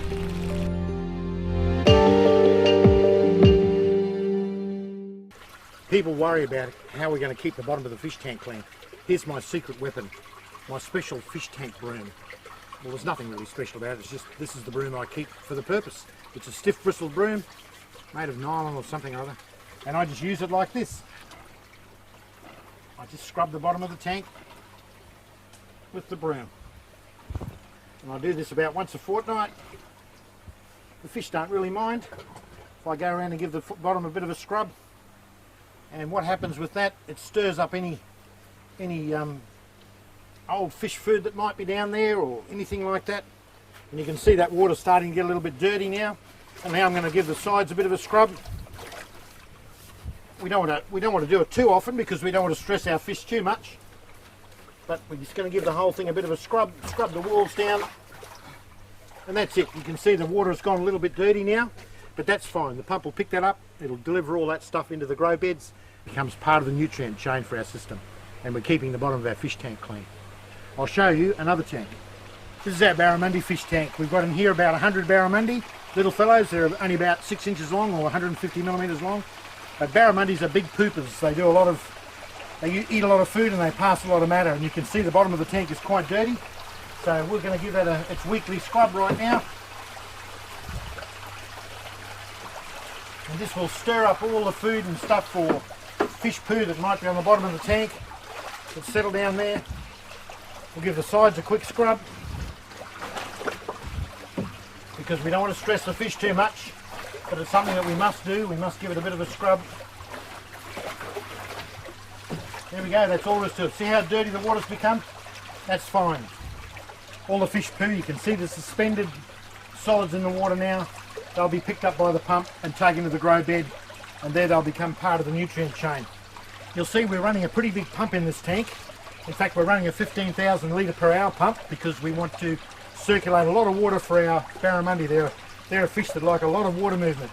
So we've got a bypass here. Some of the water is being bypassed and sprayed out over the top of the surface to create more oxygen. And we've also got another bypass coming off the side of the pump here, pointing straight up in the air, that allows more water movement.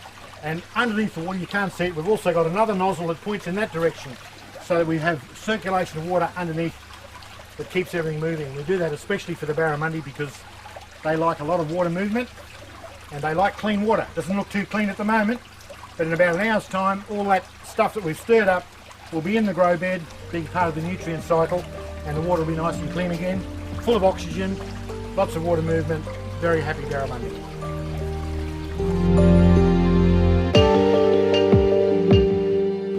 I just want to show you some of the systems that we've used over a period of time that have evolved into our latest systems and why we changed what we were doing. We first started off with water control by the use of float switches. Now here's a typical float switch that we use in our systems, and just the way they work was the float switch would be tethered in the tank, say about here, and when the water filled up, the float switch would get to a point, and this is called a tank empty float switch, and when it get to a certain point it would switch on, pump the tank down.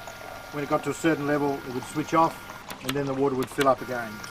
We found that to be very problematic though, because the tethering point was very critical. To get the right swing on the thing was very critical. Then that could be upset by the development of algae on it, for example.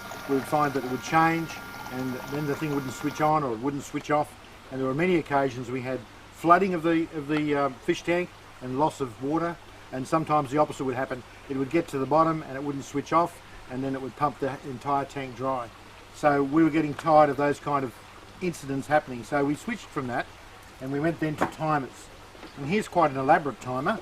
This is a beautiful timer that comes out of the USA, which you can time the exact length of time that the pump is going to run for. For example, in our grow beds we discovered in our big system that it took exactly 7 minutes and 20 seconds, believe it or not, to fill the grow beds to the precise point we wanted to fill them to. So this timer worked beautifully for that. But we had a supply problem with these timers, and we found that they didn't work too well in the high humidity conditions. So once again we had failures happening. It would pump for too long, pump our fish tank out when it shouldn't have, or on another occasion just simply didn't switch back on again, and that was a problem as well. So we decided we had to move away from timers.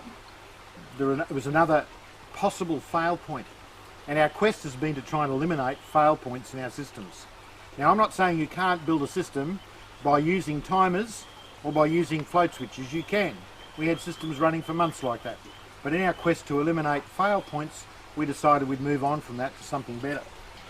We then, in conjunction with the timer, we were using a drain system in our beds, which is just what we call fast fill, slow drain system. And this, if you can imagine, is at the bottom of the bed. And we had this upright in there that just sits in there nice and neatly with a 10mm hole drilled in the bottom. And this was protected from the gravel by a shroud, which was on like so, if you can imagine that, sitting in the grow bed. And that keeps the gravel away. What would happen with the timer, it would pump until it filled up to the top, and then the timer would switch the flow off, and then the water would slowly drain out of this hole down at the bottom, back to a sump or back to the fish tank, depending on how you system. That system works quite well actually, except for the weakness of the timer. If you can afford to buy a really high quality timer that is very reliable, that's a good way to do your grow beds. So remember, that's fast fill and very slow drain. But then we moved over to a system of what we call auto siphons. And here is the basis of it. This is the bottom, if you can imagine, that's the bottom of our grow bed. We've got our upstand, which is cut to the exact height that we need the water to fill to. And then over the top of that we have a bell, a simple chamber, which goes over the top, sits in the bottom. Over the top of that again, we have our shroud, which keeps the gravel away from our mechanism. And what happens is the water in our system, the pump runs continuously, non-stop, 24 hours a day, 7 days a week. That allows us to use a smaller capacity pump, and we fill, not fast but not slow either, until the water gets up to the top. As it commences to run over the top and down the upstand, a suction is formed because we have the bell housing on top, and a siphon commences. It then rapidly draws the water out of the grow bed and discharges it out the bottom back to our sump. And when it gets to the bottom, air is sucked in through these holes and it breaks the siphon and the cycle starts all over again. We found auto siphons to be the most reliable system yet. There are still some problems though with auto siphons I should caution you about, and that is the flow into them has to be correct. So each one has to be regulated with a small tap. If the flow comes in too fast, the auto siphon will start, but it will not want to stop. If the flow comes in too slowly, it won't want to start. It will just fill to the top, and there's not enough flow going over the top down into the outlet to create a suction and start. So you'll have a grow bed that's full of water and is dribbling out of the bottom and nothing happening. So you have to regulate it with a tap. Now you say that's not too hard, and it isn't really, but where it can go wrong is that over a period of time in the delivery pipe, you can get biomass building up inside the delivery pipe, which starts to restrict the flow of water. And instead of getting 500 litres of an hour coming in, you're down to 450, then 400 litres, and all of a sudden you'll find that the auto siphon's not working properly again. You think, my goodness, what's wrong? So people go and they start fiddling with the auto siphon. They think, oh, maybe I've got to cut this off. Maybe I've got to make it longer. When the problem is simply attach a garden hose with some pressure and flush out the line, everything will return to normal. And that's why we use these beautiful little fast connectors on our systems. For example, here's our pump. You can see the snap-on fitting with a O-ring on it. This simply pushes on, you slide the red slider down, and that's connected. Isn't that beautiful? And what we can do to flush our lines is quite easily on our pump. We can just simply remove that, turn the pump off first of course, otherwise you'll get a squirt of water in your face.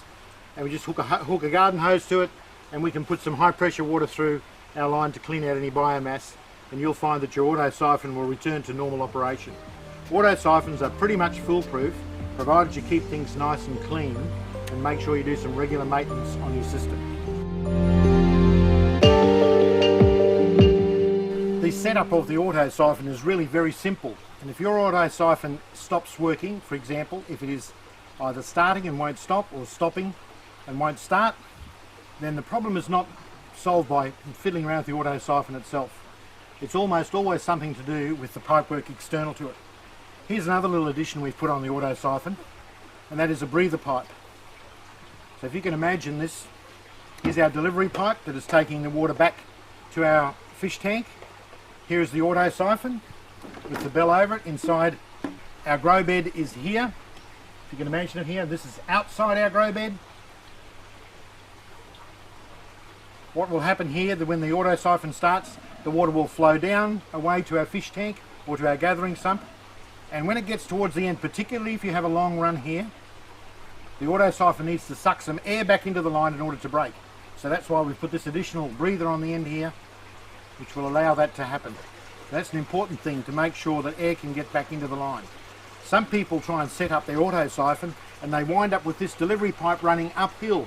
Now, it might only be uphill by a few millimetres, but if it's running uphill, your auto siphon just simply will not stop. It just simply won't. And we've seen customers who've set up their own business, their own systems, and through having that running uphill, it just simply won't work. They blame the auto siphon. It's not the auto siphon's fault. Water, incidentally, won't run uphill. Some fact that a lot of people overlook. So so long as that's running slightly downhill and there's no up and downs in it, the auto siphon will work each and every time, flawlessly.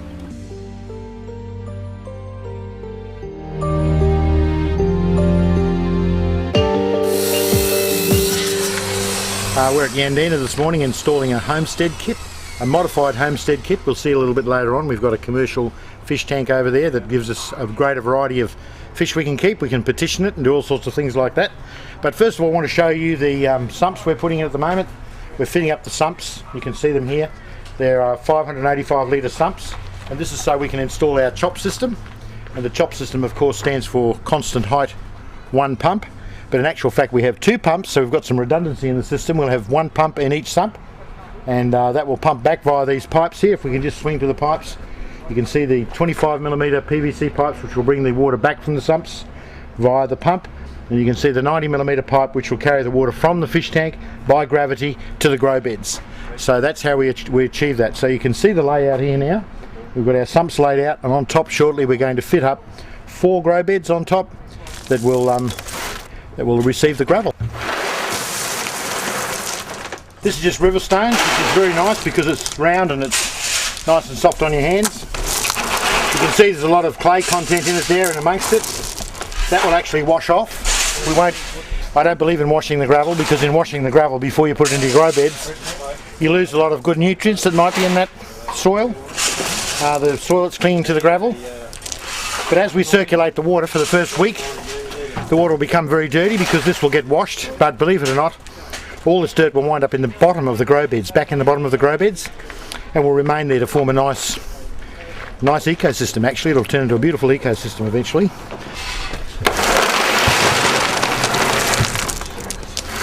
Why do we use the chop system?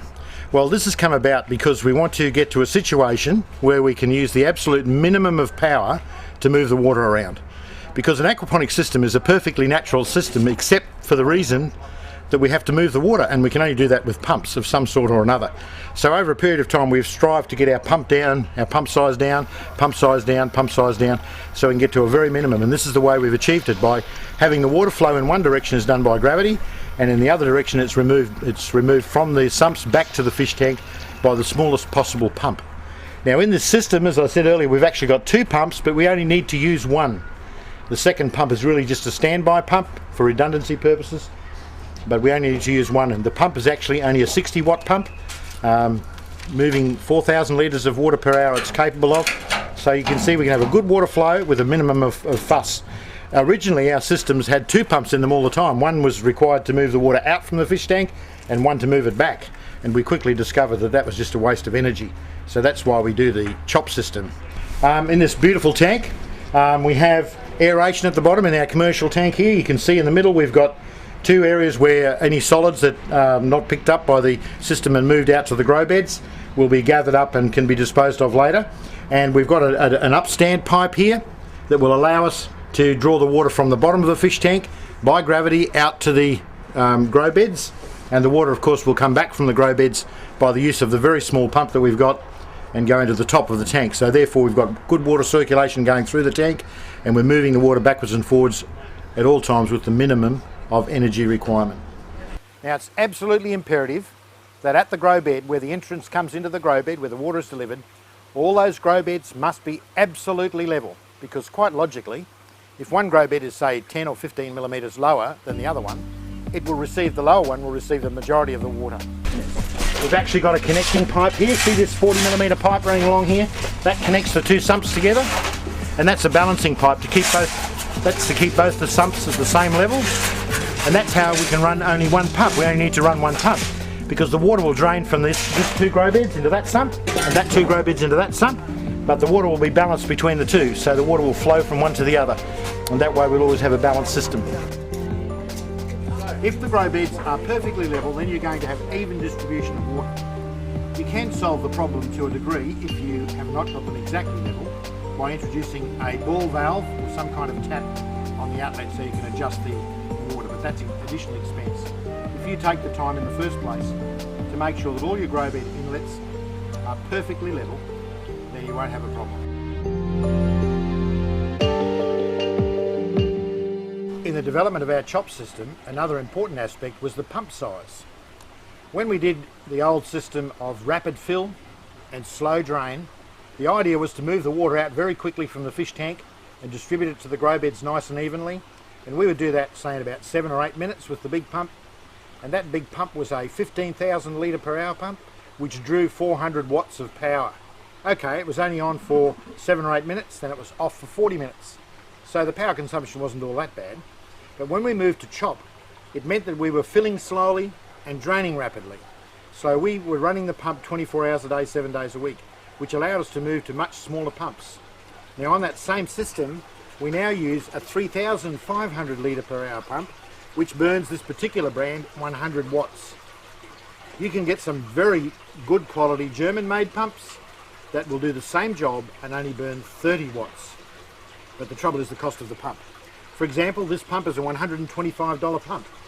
The German-made pump is about $400.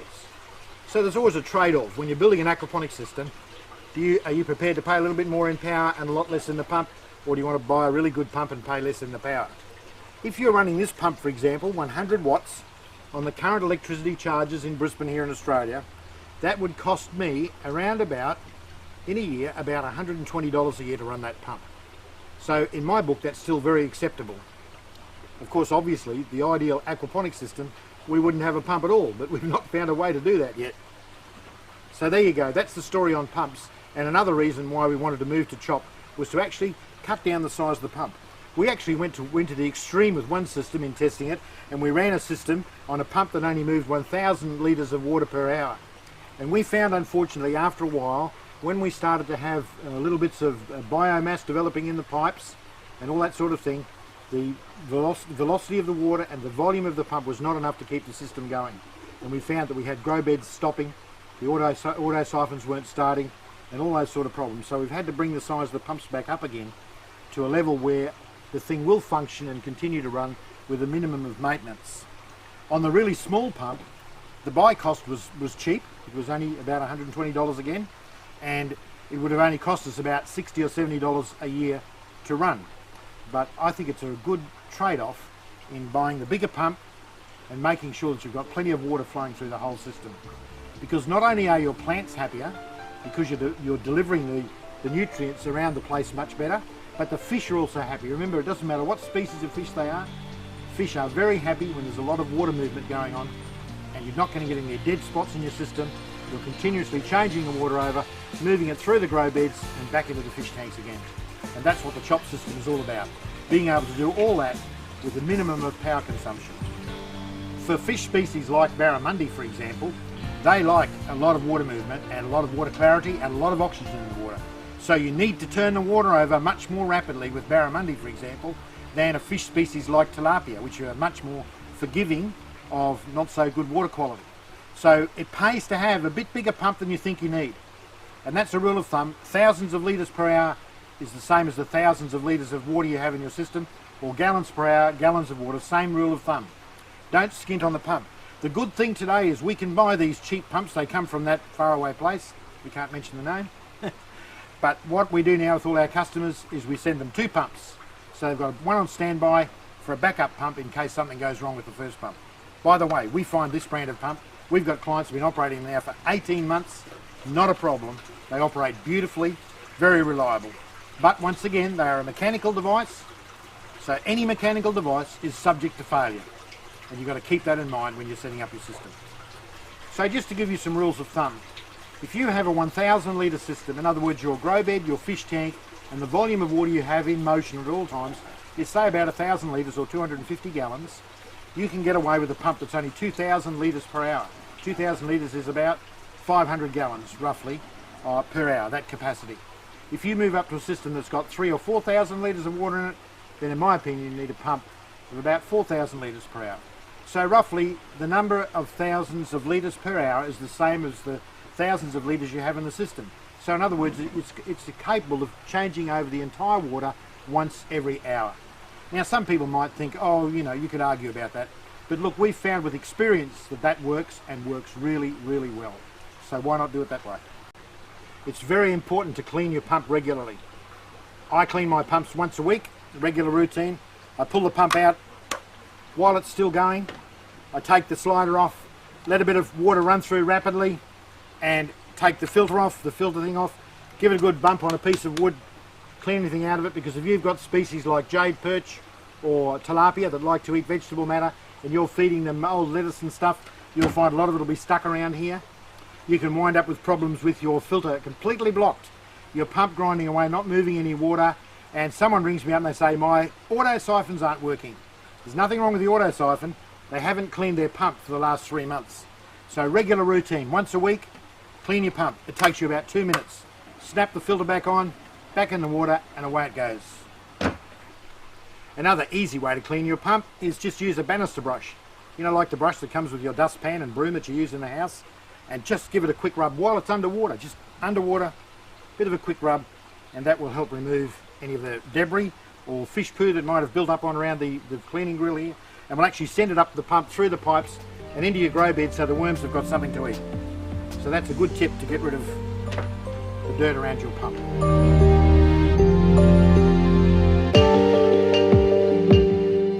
Here's our water coming back from our sump from the chop system. The water is being pumped back through here, and you see we've got it spraying to create a bit of a circular motion inside the tank. This bubble of air you can see coming up, that's a big aerator we've got with a big, huge air disc down the bottom to provide lots and lots of oxygen into the water. And here is the second water inlet. We've got a second pump running at the moment because we like to have lots and lots of water volume coming through, and I like to have a second pump running, even though it burns a bit more power. I like to have that running to make sure that the water is going to come back. If one pump fails in the middle of the night, I'm not worried, there's still another pump that in its own right is capable of bringing the water back. So that's what's happening, 2 lots of water coming back, lots and lots of aeration, the fish love that. And here's where the water goes out by gravity back to the grow bed. So I'll just pull this out. You can see the water there flowing freely back, and that amount of water that flows out is equal to the amount of water that flows in, and it must be if you think about it. Some people get worried and they think, oh my goodness, if we pump that water back, what's to stop it from overflowing? Well, obviously we must have a pipe that's big enough to carry the water, because this is only running by gravity. So we've used a 90mm pipe, or a 3 7/8 inch pipe, I think it would be in Imperial, to carry the water about. And we've made up this upstand which forces the water to come up from the bottom of the tank and out. We've got a small hole in here so it doesn't form a siphon and suck our tank dry. And when that's in place, we know we're bringing water in from the sumps into the top of the tank. It's circulating around, and the water must come out from the bottom of the tank up through this outlet and flow back to our grow beds. In the grow bed will fill by gravity. The auto siphon will start when the bed is full. It will empty the water into the sump below, and the pump in the sump will pick the water up and bring it back into the fish tank. So we have a complete cycle going on. If something happens, and this is the beauty of the chop system, if something happens that the pumps all stop, let's say the power goes off or some terrible thing happens, it's just simply going to stop. That's all that will happen. The water in the fish tank will remain at exactly the same level, and the fish are safe until we can come down.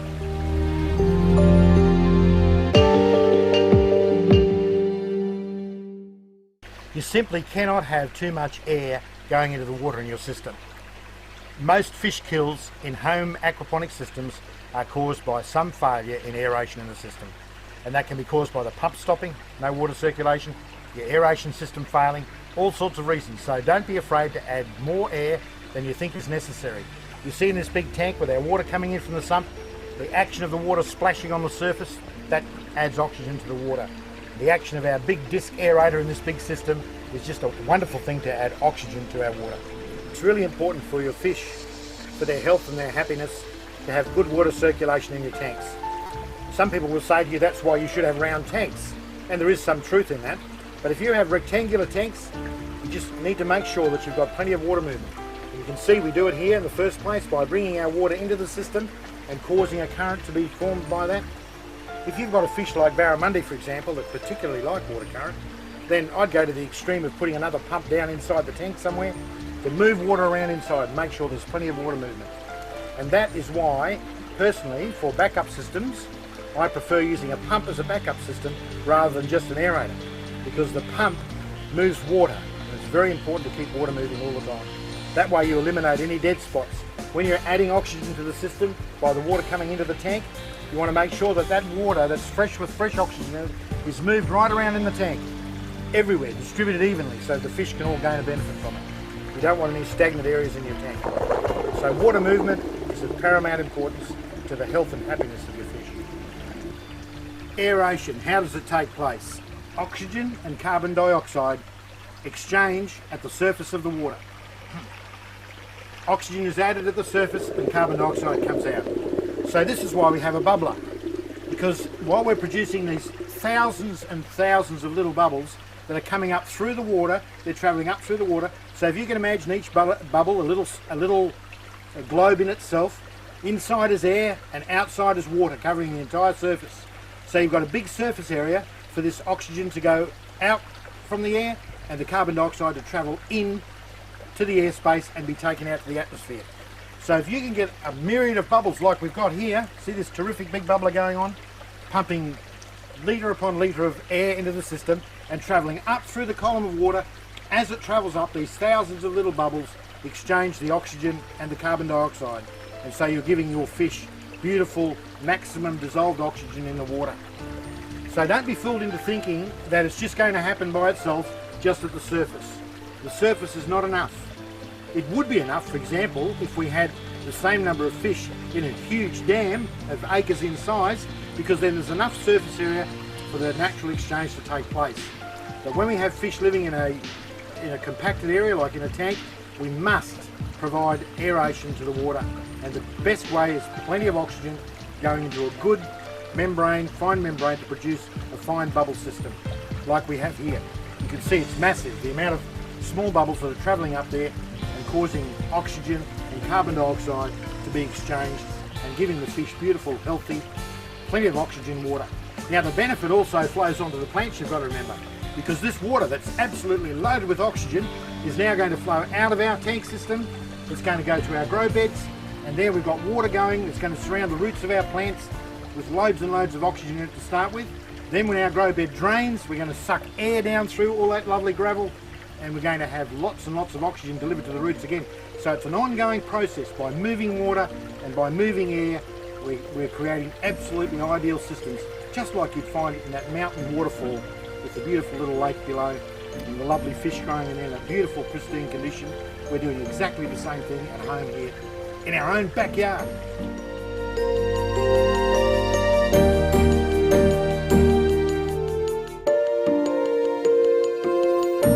This is just the beginning of your aquaponics journey. Isn't it fantastic? Look what we've learned here today. We now know even more about growing really great vegetables, fruits and fish to feed our family in a great way.